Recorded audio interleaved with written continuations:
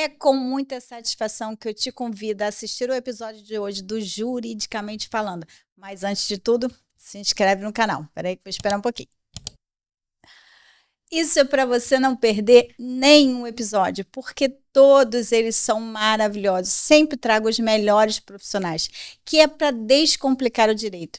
Não só para os cidadãos comuns, como também para os atuantes na área, porque tem sempre dicas maravilhosas.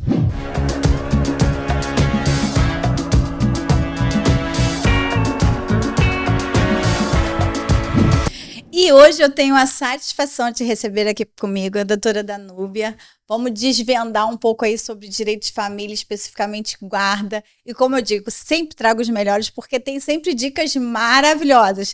Não só para aquele de casa que fica assim, ai, será que eu tenho direito, será que eu não tenho? Como também para os atuantes, né, doutora? Com certeza, doutora. Primeiro agradeço o convite, vim muito feliz para cá. É um assunto que eu trago e que eu tenho muito carinho, né, que é o direito de família. Eu venho atuando na área já tem um pouquinho tempo, tem uns 10 anos, né? Tem uns 10 anos de família aí nas costas e eu acho que aprendo todo dia um pouquinho e eu tenho também um pouquinho para passar. Então a gente vai fazer um bate-bola, a gente vai conversar, tem coisa boa para sair daqui e a gente vai aprendendo, vai conversando e aprendendo. Tá? Eu sempre falo que tudo que a gente divide multiplica, né? E Com conhecimento certeza. Entre nós da área, todo mundo tem alguma coisa que você sabe que eu não sei e vice-versa. E a gente não existia essa competitividade, né? E sim uma troca de conhecimento, e isso é bom para todo mundo. O bacana do direito é justamente o dinamismo que ele traz. Né? A gente é dinâmico, a gente aprende todo dia tem uma coisa nova, porque eu dormi sabendo ontem, hoje é completamente diferente, e amanhã vai ser mais diferente, e isso se traduz em várias formas, porque você tem tecnologia, você tem a formação de família, que hoje é diferente, hoje a gente tem a família homoafetiva, você tem a socioafetiva, e enfim, você tem uma infinidade de coisas que te levam a raciocínio, então você é obrigado a pensar todos os dias. O ramo de direito é um que você nunca vai parar de estudar. Exatamente, você fica todo dia tem uma coisa nova, é uma emenda aqui, é uma emenda lá, e a conchinha de retalho, até que se nasce a lei. Por quê? Porque aqui no Brasil, felizmente, a gente vem do direito de costume. Então, os nossos costumes fazem as leis. Então, no direito de família não é diferente, não tem como ser. Né? Hoje nasce uma criança com direitos e garantias que foram diferentes da minha época, por exemplo. Então, a gente tem que estudar isso todos os dias, passar todo dia. E aqui a gente vai trocar um pouquinho dessas informações, porque tem muita coisa ainda, sabe? Eu falei assim, a gente pode dividir em vários capítulos. Vamos para o capítulo 1 hoje. Exatamente. Não, a gente sempre termina já marcando o próximo, isso, porque não dá para esgotar o próximo tempo. Café, exatamente. Então vamos começar na linha de guarda. Como que é definida a guarda dos filhos em caso de separação ou divórcio? O assunto de guarda ele tem uma particularidade, porque as pessoas confundem muito guarda e convivência. Né? São institutos diferentes.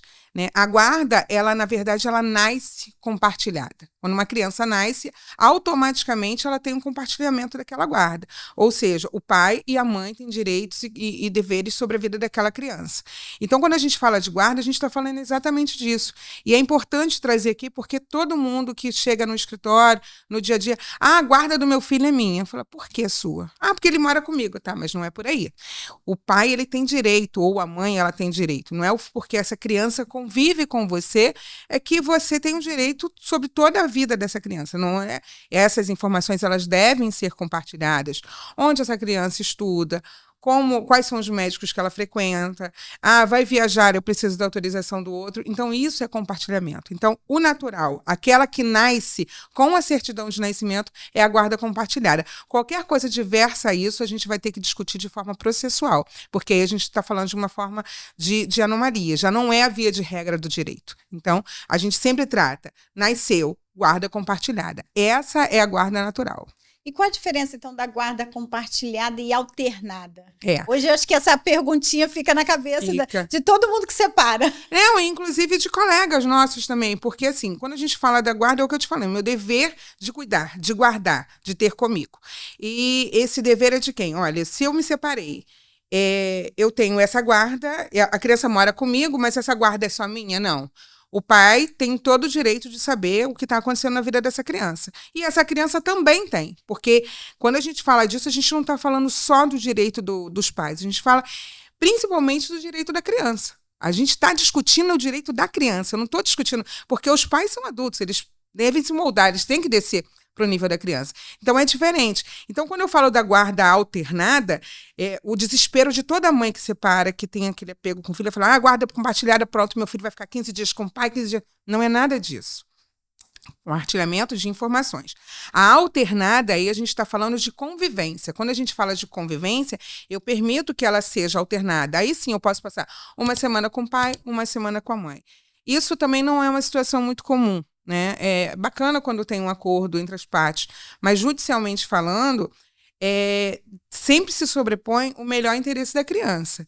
Então, como é que a gente... Até porque para conseguir fazer essa guarda alternada tem que ter uma boa convivência entre os pais. Exatamente, não só isso. Por exemplo, se a criança reside em Duque de Caxias e o pai mora na Barra da Tijuca, como é que você fica uma semana com essa criança lá na Barra da Tijuca e a criança morando aqui, estudando aqui, tendo toda a vida dela aqui? É diferente. Agora, quando os dois moram no mesmo bairro, eu particularmente, isso é uma opinião minha particular, eu acho saudável que a criança entenda que ela tem 2 lares e tá tudo bem com isso, não tem problema nenhum.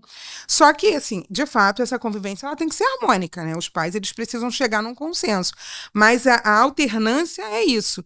E isso também só vai ser conseguido ou através de um acordo ou pela via judicial. Em regra, a criança ela tem só um domicílio. Mas no caso da alternada, não. Ela passa a ter 2 domicílios. Mas existe alguma regra para essa divisão de tempo de convivência?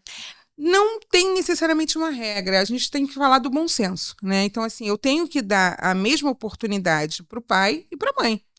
Esse tempo de convivência. Antigamente, porque a gente vai ter que falar de uma forma histórica, né? As mães, elas não trabalhavam e ficavam em casa com essas crianças. Hoje a nossa realidade é completamente diferente. A gente trabalha, a gente estuda e essa criança está lá no meio desse, né? Então, assim, o melhor dos mundos é você pode ficar um pouquinho com ele enquanto eu volto, mas não tem um tempo específico para que isso aconteça, né? Eu vou ficar 15 dias, uma semana, não. Como a gente pode fazer isso? Se isso for levar ao pé da letra e o juízo definir, aí a gente pode pegar em casos aí, a gente vai pegar jurisprudências em que ele divide de forma igualitária. 50% para cada um. Um mês, 30 dias, 15 com o pai, 15 para a mãe. Agora, como que a gente alterna isso? Uma semana com uma semana com a outra, ou 15 dias direto com um, 15 dias com o outro, mas não tem necessariamente um viés legal com relação a isso. Então, não tem um tipo de guarda que é mais indicado para a criança? A indicação perfeita é a guarda compartilhada, né? Onde os pais não fiquem o tempo inteiro se alfinetando, porque a única pessoa que sofre com isso é o filho, ninguém mais. A gente consegue viver de uma forma harmônica e muitas das vezes as pessoas esquecem dessa criança, esquecem do dever de guardar. E o dever de guardar não está só nessas informações, de pagar pensão, não. O dever de guardar é cultivar a integridade mental dessa criança. E para isso, como que a gente faz? Qual é o melhor? A guarda compartilhada. Isso é inegável, né? E, assim, o direito de convivência de forma harmônica também. O melhor dos mundos seria que as crianças pudessem conviver, de fato, de forma igualitária. Mas nem sempre isso é possível. Até porque a gente esbarra ainda no ex-marido virar ex-pai, né? Exatamente. É muito mais comum do que a ex-mãe virar, da ex-mulher virar ex-mãe, né? Em regra, na maioria dos casos, né, a mãe, ela fica com essa responsabilidade, ela toma para si. É exatamente esse tópico que eu ia falar. Ainda se fala que a guarda é da mãe. Isso ainda é mais comum, existe uma regra, um peso diferente, porque, de modo geral, as pessoas acham que existe um peso diferenciado. Não é que é uma questão de peso, é o que eu falei, né, lá no comecinho da nossa conversa. A gente vive numa relação de costume. Então, o natural é que, quando tem a separação, a cria, a ninhada, fique com a mãe. Isso é o mais comum. Mas isso não é uma regra, né? Existem casos também das mães saírem e deixarem as crianças com o pai. É mais difícil, mas acontece. E as mães sentem uma dor, né? Parece que eu já lidei com algumas, até amigas próximas, Sim. Enquanto é sofrido, parece que deixou de ser mãe. Exatamente. Não reconhece, na verdade, a divisão de responsabilidade, né? De direito. Eu não vou falar só de responsabilidade, que a gente fala assim, de direitos e deveres. Elas têm que ser. Sabe o que acontece? Em regra, né, numa separação, uma pessoa vai sair mais ferida e normalmente a parte mais vulnerável, assim, na maioria dos casos, é a mulher. Então ela tem que se reconstruir de uma separação e ainda ter que olhar a maternidade. E ela sente aquela necessidade de proteger e fica guardando ali debaixo da asa. Mas a criança, ela precisa desse convívio, não tem jeito. Ele vai virar... Agora, quando a escolha é virar um ex-pai, aí a gente não tem muita solução, né? A lei, ela vai te obrigar a você conviver, mas como é que você vai administrar isso? Como é que eu vou obrigar uma pessoa, por exemplo, no meu caso, eu tenho uma filha. E se eu tiver que obrigar o pai dela a ficar com ela, falo, olha, muito obrigado, me desculpe, mas realmente eu não quero, deixa ela comigo. Isso é até um ensinamento que a gente passa quando a gente atende, né? Porque as mães se revoltam com isso. Exatamente. Mas ele não pega. O que eu faço pra... Não adianta, porque amor não se cobra. A gente não tem como. Ainda que exista uma sentença, não tem como você obrigar. Até porque isso pode fazer mal, né? Se o pai também pegar de má vontade, o que vai adiantar? Pois é, e com quem ele tá andando, e aí a gente traz para baila situações. Vamos para o extremismo, né? Você vê casos aí, Nardone, em Riborel, e situações que vem uma terceira pessoa, né? E nem sempre, em todos os casos, essa terceira pessoa ela está disponível para cuidar dessa criança que não é dela. Talvez essa pessoa tenha até feito uma opção de nunca ter tido filhos. E por que agora eu tenho que cuidar do filho de uma outra pessoa? Então, aí o que acontece? O afastamento do pai ou da mãe que está com essa terceira pessoa e deixando essa criança de lado. E aí a gente gera um problemão social. Né? Porque a gente vai para além da esfera do direito. Quando isso acontece, a gente gera um problema social. Um problema dessa criança de ter convívio com a sociedade por se sentir preterida e rejeitada. E quem está com a guarda tem a decisão mais importante da criança? Então, aí é o que eu tô falando, guarda compartilhada. Independente dessa criança morar comigo, o pai, ele tem a responsabilidade. Ele tem o dever de guarda também, salvo na condição de guarda unilateral. Aí eu decido. Eu tomo conta, eu resolvo. Então, se existe uma guarda determinada em juízo, quem está com aquela guarda não precisa pedir autorização para o outro. Pedir autorização para quê? Por exemplo, mudar de escola, se mudar de casa. Se a gente estiver falando de uma guarda unilateral, eu não preciso da autorização da outra parte. Eu tenho o poder de guarda, unilateral é meu. Isso também não tem a ver com questão de visita. Visita é outra coisa. Mas se eu tenho a guarda reconhecida de forma unilateral, eu decido tudo. Eu não preciso da decisão do outro. Eu vou viajar, eu vou...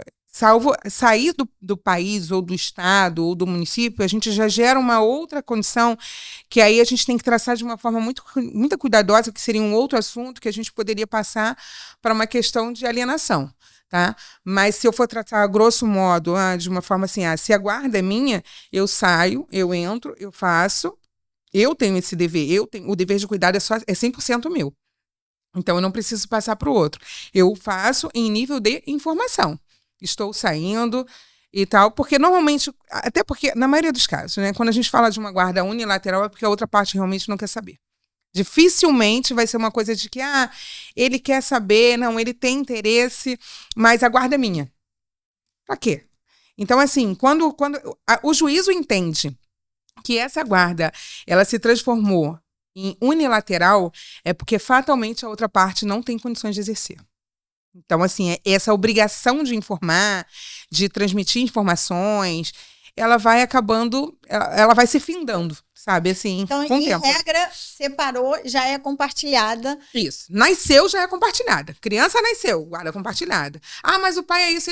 Não importa. Então, você justifica ao juízo que ele não tem condições de cuidar do seu filho. Eu lembro de um promotor que nós tivemos, não sei se você lembra, o doutor Marinho, ele falava assim, na hora gato não pensou, agora aceita. Exatamente, é mais ou menos isso. Discutindo sobre um par de sapatos. Porque assim, as pessoas têm que ter entendimento que é a vida de uma criança. E esse direito, ele é garantido pelo ECA, pela Constituição e pelo Código Civil da criança, é um direito de proteção dela. Eu tenho direito, minha filha tem direito de conviver com o pai e com a família. Porque é exatamente isso, o direito. Porque quando você sobrepõe a sua vontade, está esquecendo do direito da criança. Exatamente, que é a pessoa mais importante, porque eu nada mais sou que representante legal. E aí eu preciso de um fiscal da lei para poder vir aqui, que é a figura do Ministério Público, para que ele ajude nessa determinação. Se realmente há necessidade de eu fazer essa ruptura de guarda, né? Ou seja, transformá-la em unilateral, ou se de fato a guarda compartilhada ela vai poder continuar existindo, que é o melhor dos mundos, né? Para todo mundo. Em que situação a guarda pode ser concedida a terceiro, como avós ou outros familiares? Olha, isso já foi muito incomum e hoje tem se tornado muito comum. Eu tenho recebido pessoas no meu escritório, avós, né, que não reclamam só do direito de não poder ver os netos, mas de querer cuidar, porque pai mãe, deixaram para lá, não tomam conta, não matriculam numa escola, enfim. E quando a gente fala da guarda de terceiros, a gente pode colocar até a superveniência do Estado. Até o Estado pode ser guardião dessa criança, né? Óbvio. Não é? Aí a gente está falando de uma situação mais delicada. Mais crítica, mas é um tipo também, é uma responsabilidade. Porque pode ter sido necessário o Estado intervir para tirar o poder dos pais e colocar ele, por exemplo, numa briga, aguardar uma adoção, alguma coisa. Exatamente, assim. Quando você pensa em casa. Eu fui mãe com 33 anos, né? Então eu já sabia o que eu queria da minha vida. Agora, quando você pega meninas de 17 anos, 15 anos, em 15 anos, daqui a 5 anos, essa menina tem 20. Será que ela está realmente disposta a cuidar de uma criança? Será que ela tem essa disponibilidade e disposição para cuidar de uma criança? Para querer viver a vida. E aí os avós entram na jogada e falam, então me dá o meu neto para mim. Ah, mas eu não quero dar porque é o meu filho. Por várias razões. Pode ser por pensão alimentícia, por algum tipo de benefício, e não querer ceder. E aí os avós, eles entram e dizem, olha, não tem condições, e aí essa guarda ela vai acabar passando para os avós, ou para os tios, para as pessoas mais próximas, né? Mas é extremamente possível. O genitor que não possui a guarda, quais são os direitos dele? Se ele não possui a guarda... Genitora, né? A parte diversa que não está com a guarda. Que não está com a guarda da criança. Vamos tratar que ela não é compartilhada. Ele tem direitos de visitação, ele tem a obrigação de pagamento de pensão, ele só não vai ter direitos e autonomia sobre a vida privada dessa criança, a vida social. Escolhas de escola, de médicos, vacinação, ele não vai ter acesso a esse tipo de coisa. Pode até ter se a outra parte resolver apresentar, mas isso não tira dele a obrigação de pagamento de pensão, tá? O fato dele não ter a guarda, isso não desonera, não desobriga, ele continua sendo obrigado e ele também tem o direito de convivência. Agora, esse direito de convivência, ele naturalmente ele vai ser validado de acordo com a situação. Se vai ser necessária uma convivência, uma visitação supervisionada, se ele tem condições de ficar sozinho com essa criança, a ter um pernoite. Então, assim, quando a gente chega nesse viés de que a guarda se tornou para um lado só, eu digo e repito, é porque teve alguma coisa no meio do caminho que desandou. Então, isso vai ser apreciado caso a caso. Ele não perde necessariamente o pátrio poder quando a gente fala na questão de educar e de estar junto. Ele só não vai ter mais essa garantia. Ele deixa de ser um agente garantidor dessa criança. Então, a visitação não precisa de requisitos. Já é um direito. Por quê? Porque não é um direito dos pais. Ele é um direito da criança. Agora, como isso vai ser feito, aí a gente vai ter que elencar quais são as condições dessa outra pessoa de receber essa criança, de estar num convívio social, de estar dentro da família. Ah, eu posso pernoitar? Tá? Qual é o histórico dessa pessoa? Então, assim, eu tenho uma guarda, ela é unilateral. Ok, eu resolvo a vida dessa criança, a responsabilidade é minha. Mas você é o pai, você tem o direito de visitação. Como vai ser feita essa visitação? E isso aí a gente vai ter que analisar caso a caso, porque a gente está falando de uma pessoa que é extremamente vulnerável. Então, essa vulnerabilidade, ela tem que vir à baila para que a gente possa discutir o real interesse da vida dessa criança. O que é melhor para ela?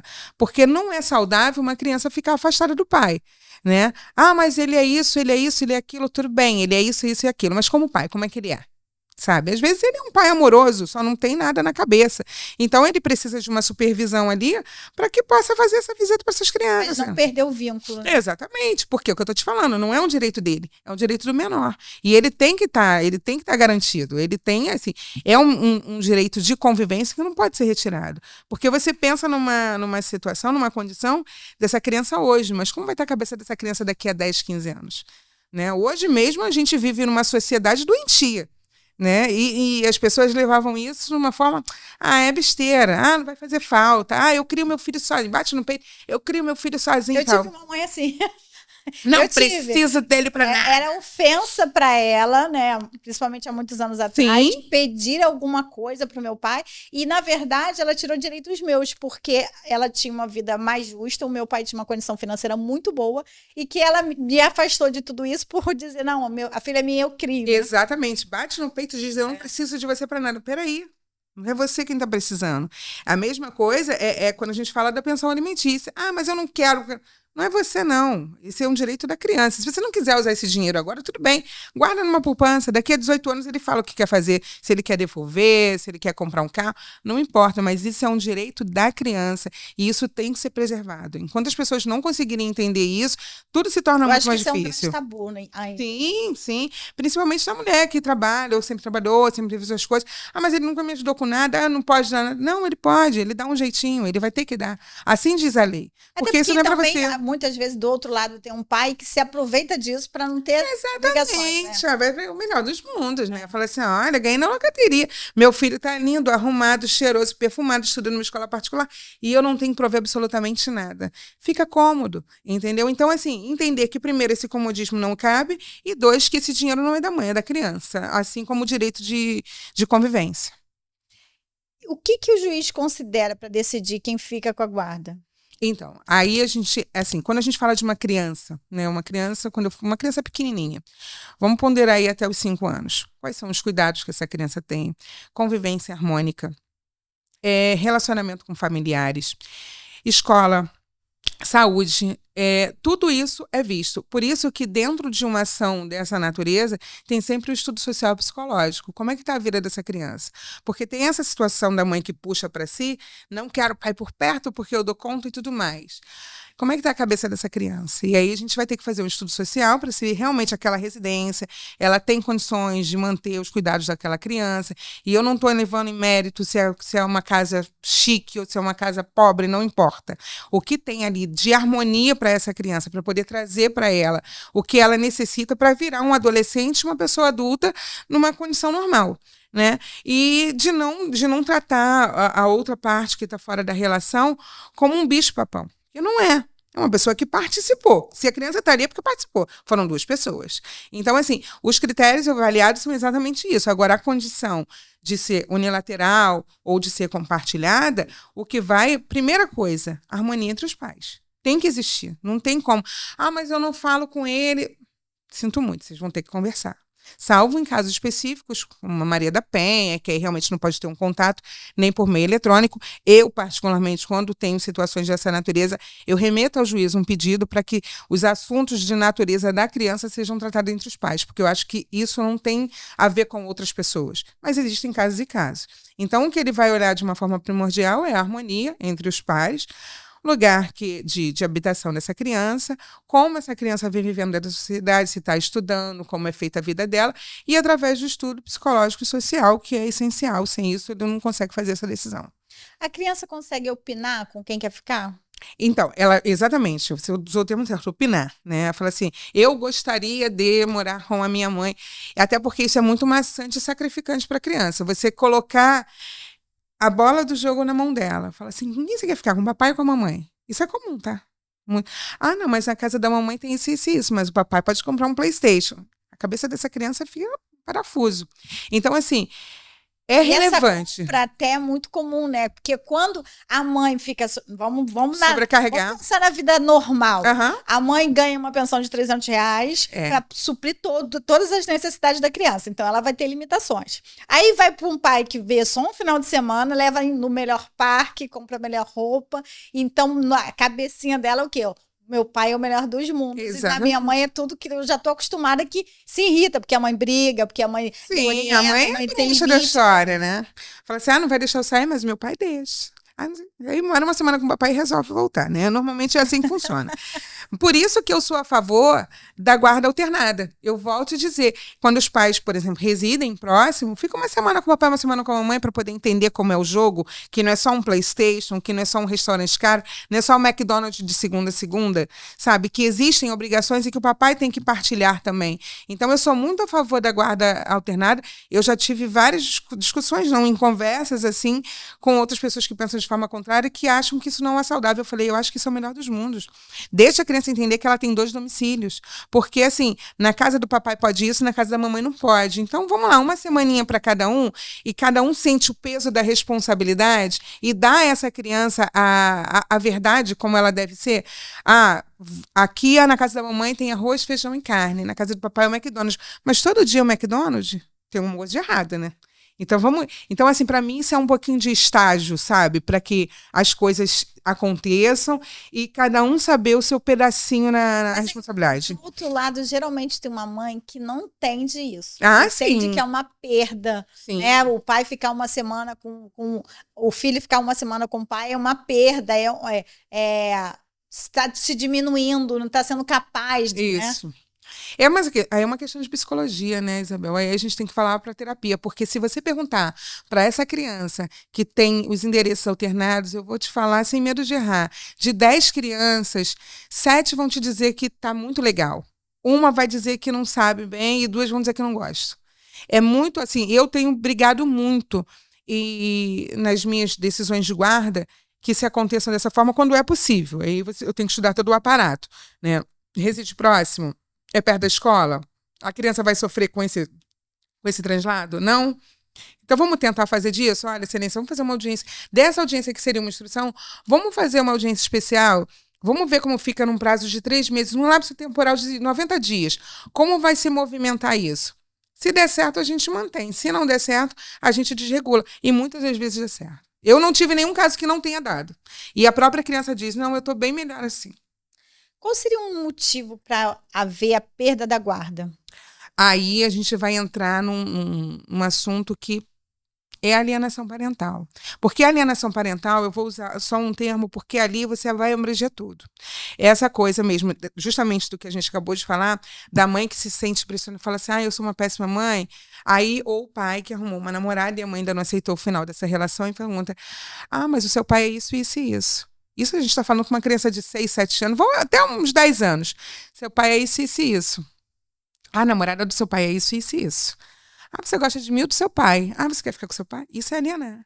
Isso é uma razão de perda de guarda, né? Então, todas as vezes que eu demonstrar a minha incapacidade de ser guardiã dessa criança, naturalmente eu estou propensa à perda da guarda. Ela não vai acontecer de uma forma automática, né?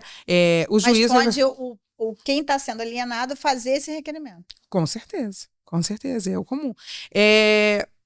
Na maioria das vezes, a alienação, ela não... Porque ela pode ocorrer através de outras pessoas, dos avós, dos tios, dos irmãos.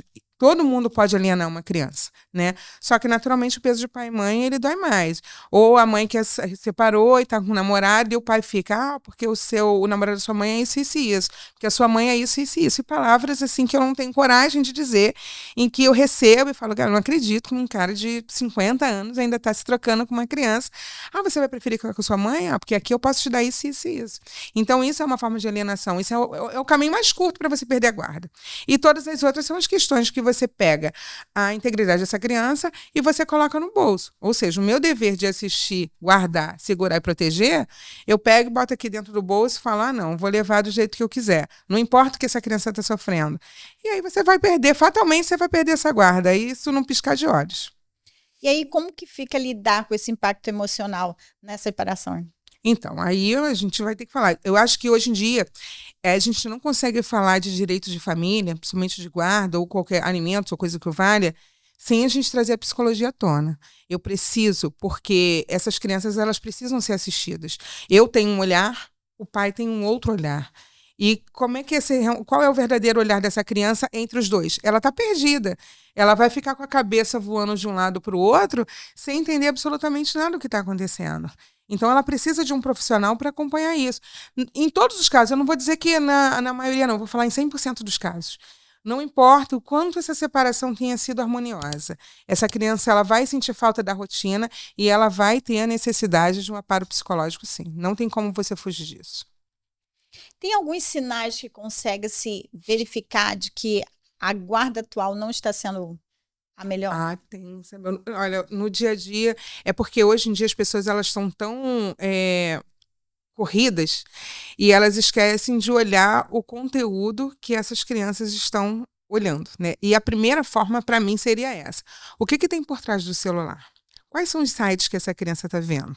Sabe? Vamos olhar no corpo para ver se tem alguma mancha, alguma automutilação, o corte do cabelo, o silêncio. Eu não quero ir para a casa do meu pai hoje. Mas por que você não quer? Não, porque eu não quero. Não, eu não quero voltar para a casa da minha mãe não, pai. Ah, não quero, eu não gosto desse namorado. Então, é uma coisa que a gente tem que levantar a antena e perceber. O adulto ele tem que ter essa sensibilidade, né? Ele precisa perceber que o tom da voz está diferente, porque a criança ela é genuína. Em regra, ela é genuína. Então, quando você está pensando uma criança que adora o pai, que adora aquela figura, ela não quer ir para a casa dele, mas por quê? Será que é só por uma questão de ter que dormir fora? Então, esses primeiros sinais, eles precisam ser observados. Quando a criança, não é que a criança, não, ele tem vontade própria, não é isso. Vamos olhar para ver se isso vai acontecer de forma repetidamente. Motivou, né? Aí você pensa, eu vou falar de novo, você pega esse menino, o Henri Borel, né? Ele, um dia antes de morrer, ele não queria ir para a casa da mãe. Não, eu quero ficar com meu pai. E ele foi ignorado, entre aspas, e a gente teve uma tragédia, como tem vários do Oiapoque ao Chuí no Brasil. Né? É porque acaba o que vem ao conhecimento popular é o que vai parar na mídia. Exatamente. Quando ele se torna midiático, todo o cuidado é diferente. Né? Eu costumo dizer, sem medo de errar, que o caso da Isabela Nardoni, por exemplo, só foi descoberto porque veio para a mídia. Com certeza. Senão ia passar desapercebido, realmente eram pessoas. Era uma terceira pessoa que foi lá no apartamento, fez.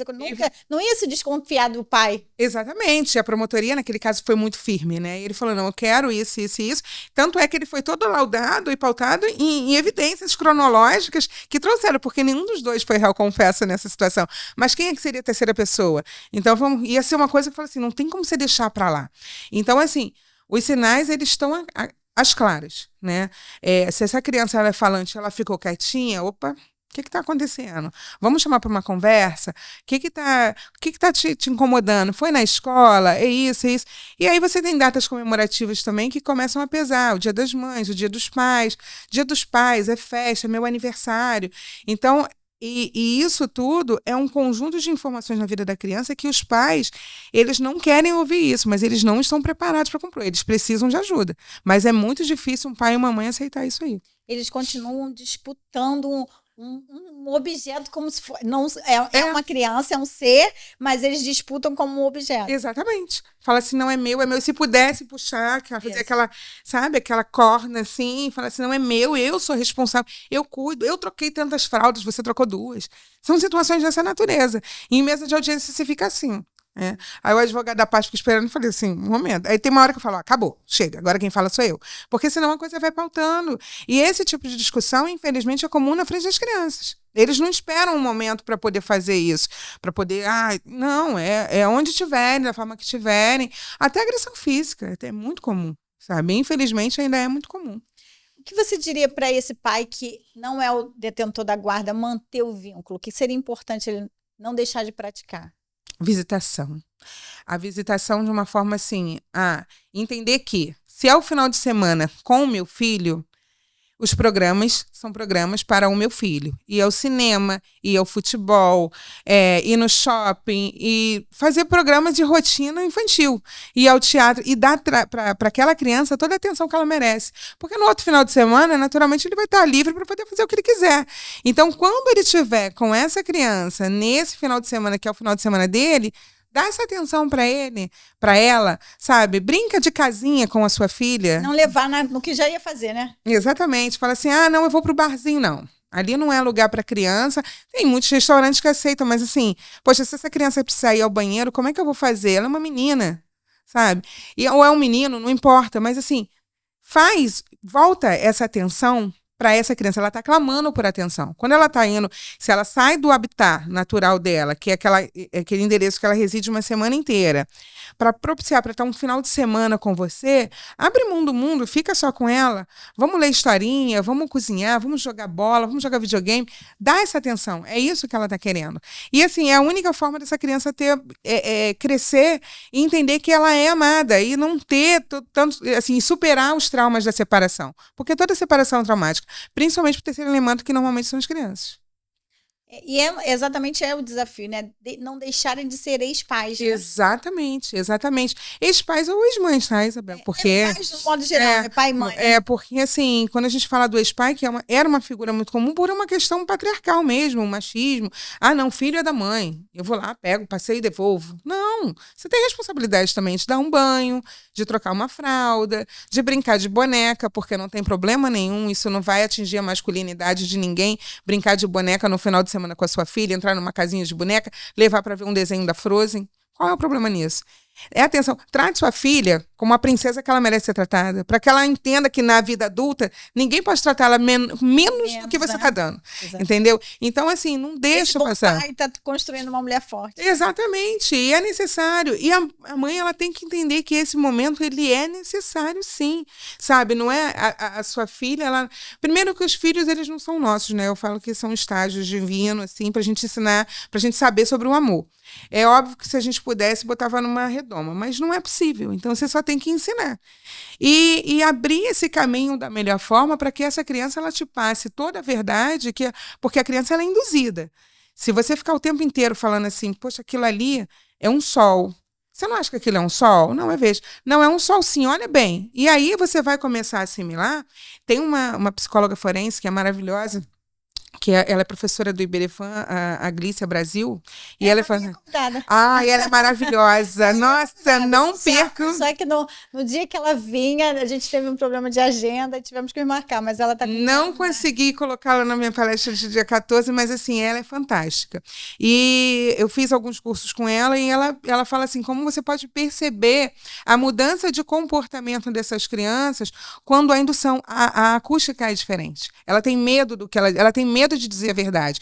E você vai perguntar de formas repetidas, ela vai te dar a mesma resposta, em tons diferentes, até que ela se sinta confortável em dizer a verdade a você. Agora vamos falar sobre alguns mitos e verdades. Acordo sem homologação tem validade? Eu tenho que responder se é mito ou verdade, né? Não, pode explicar a diferença. O acordo sem a homologação do juízo, ele é um acordo entre as partes, entre particulares. Então, a validade, eu falo que legalidade é aquilo que está na lei e moralidade é o que mora dentro da gente. Então, a gente passa para um acordo moral. Eu posso executá-lo a qualquer tempo, mas quando você tem a assinatura do juízo, aquilo ali se torna indiscutível. Não tem mais o que fazer. Não tem mais o que fazer, não, porque no direito de família tudo é mutável, diferente das outras cadeiras, né?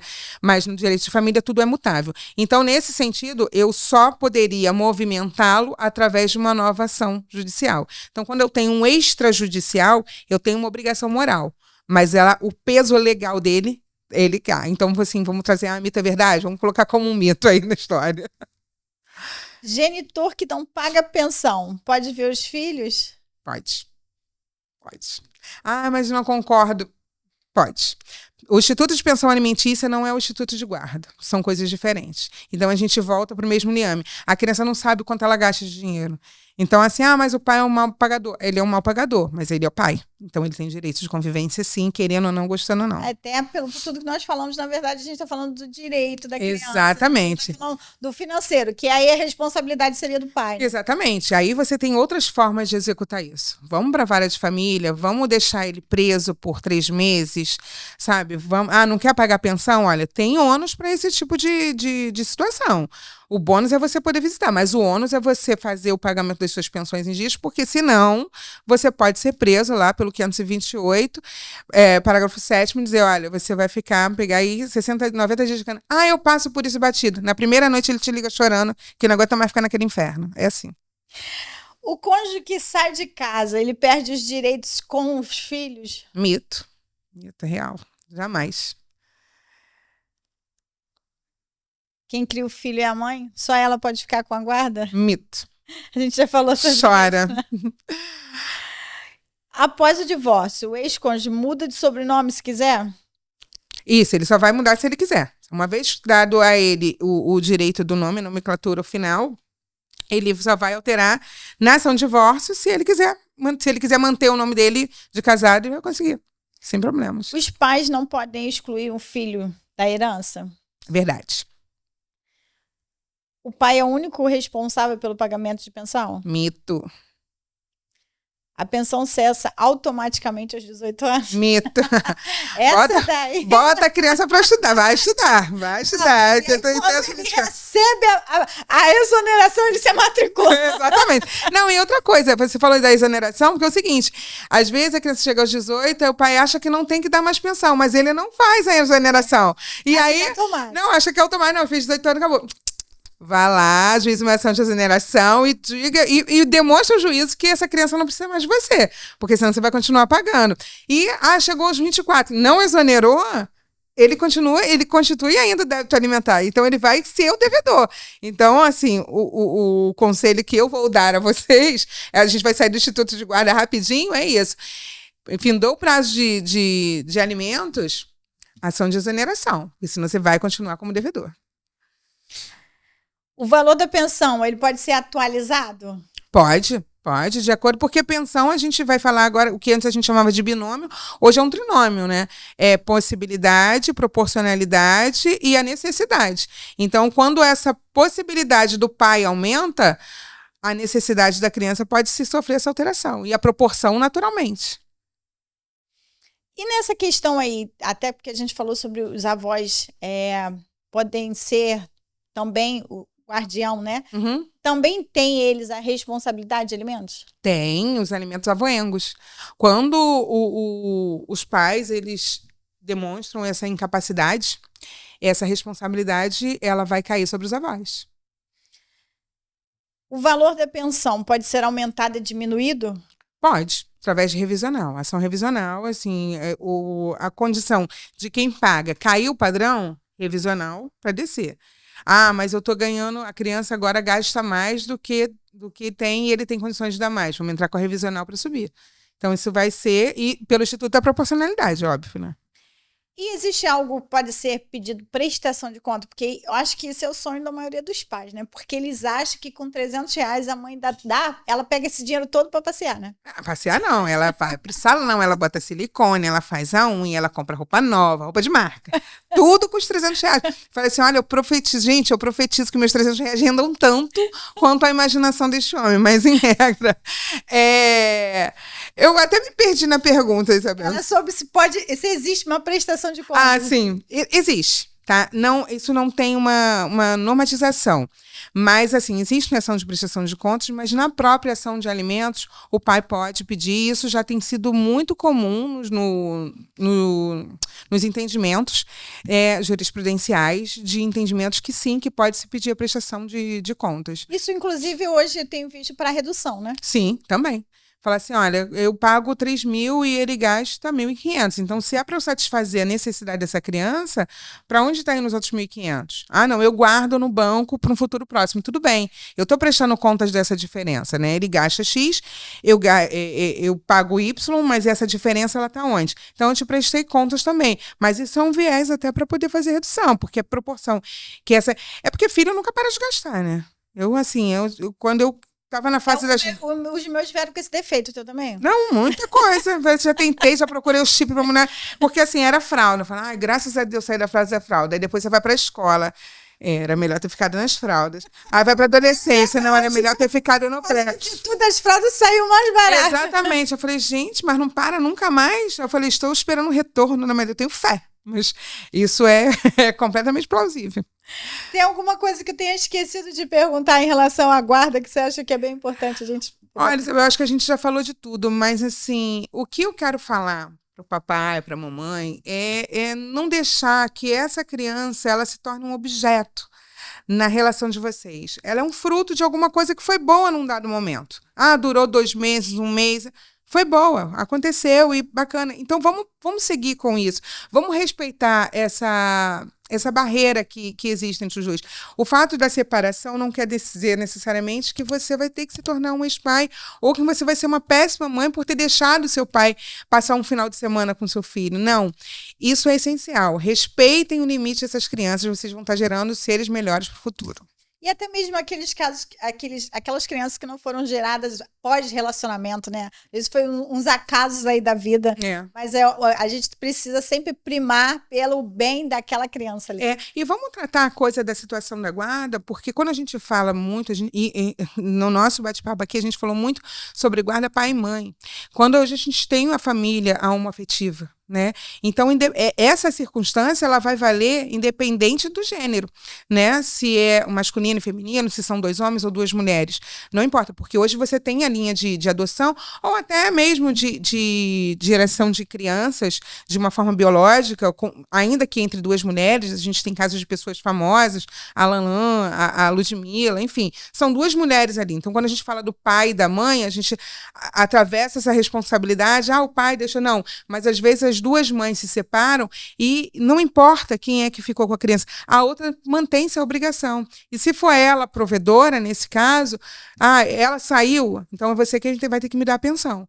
E não importa se são 2 homens ou são 2 mulheres, ou se é um homem ou uma mulher, não interessa. Interessa que essa criança, uma vez registrada e condicionada à vida dos 2 ou das 2, ela precisa de resguardo e proteção. E isso, independente do gênero, a responsabilidade, ela se mantém. Entendeu? Então, assim, a gente não pode... Porque a gente tratou muito aqui de homem e mulher. Mas se a gente trouxer para o núcleo familiar... Na verdade, as regras são as mesmas, independente do gênero. Exatamente. Se a gente trouxer para o contexto atual, que é mais comum, porque se pensasse há 20, 25 anos atrás, um casal de mulheres adotar uma criança ou gerar uma criança, nossa, é o fim do mundo, é o apocalipse que chegou. Não, hoje isso é muito comum, né? No nosso dia a dia é muito comum. Então, assim, tratar essa responsabilidade, direito à integração da vida da criança, do melhor interesse da menor, da forma que tem que ser feito. O agente garantidor continua sendo os 2, a responsabilidade continua sendo os 2, de alimentar, de cuidar e de proteger. Muito obrigada, Danúbia. Com certeza a gente tem aqui mais uns 3 podcasts. Se tem assunto, minha filha. Eu falo que direito de família, a única coisa chata é o sigilo, porque é uma fofocada danada, né? Eu adoro. Verdade. Mas, assim, não, respeitando o direito e respeitando a convivência, a gente tem muita coisa para pautar ainda tem muita coisa implícita, sabe? Ela precisa ser desmistificada por nós, operadores de direito. Porque a gente ainda vê muito colega colocando uma transição em cima daquilo que não tem necessidade. E achar que quando está numa mesa de audiência é um ringue de luta, e não é. A gente está tratando do direito de uma terceira pessoa que não tem como se proteger. Então, a gente tem que se educar enquanto profissionais e respeitar a mesa de audiência e saber o que a gente está resguardando ali. Não é só uma pensão alimentícia, não é só o direito do final de semana, é o direito de uma criança. Até porque quando a gente pega, acho que de um modo geral, o direito de família, a gente precisa ser muito técnico, né? Sim. Porque deixa a emoção para as partes. Exatamente. Né? Porque se a gente se envolver ali no emocional do ringue, é o que você está falando, não tem como... O litígio é sempre entre as partes, ele não é comigo. Eu não estou aqui para isso. Uma coisa que eu não ouvi, não gostei e tal. E eu sempre procuro tratar com o advogado, eu não trato com a outra parte, porque é um colega. Então, eu espero que ele seja técnico, que ele entenda o que eu quero dizer.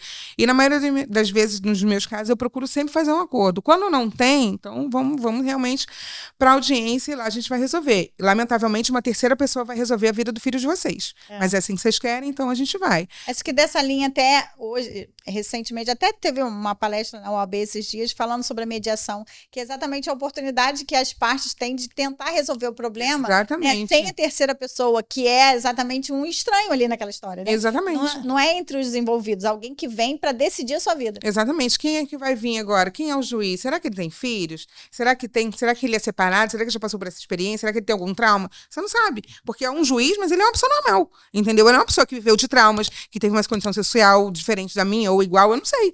Então, assim, você vai dar através de evidências criadas por nós, advogados, porque a gente cria essa sucessão de evidências, a ordem cronológica com que as coisas vão acontecer. E vou dar, falar assim, olha, Ministério Público, tá aqui sua opinião, excelência, agora o senhor resolve. E aí pronto. Então, acho que não é muito inteligente, mas, de toda forma, é a justiça se fazendo valer, né? Eu tenho certeza que você aprendeu muitas dicas maravilhosas e descomplicou vários itens da sua vida do dia a dia. Mas, se ainda assim ficou alguma dúvida, olha, você pode colocar aqui sua pergunta que vamos responder a todas. E também não deixe de nos seguir nas redes sociais, a doutora Isabel, a doutora Danúbia, e o Juridicamente Falando, até porque tem sempre uns cortes com dicas maravilhosas, bombásticas. Então, se inscreva no canal.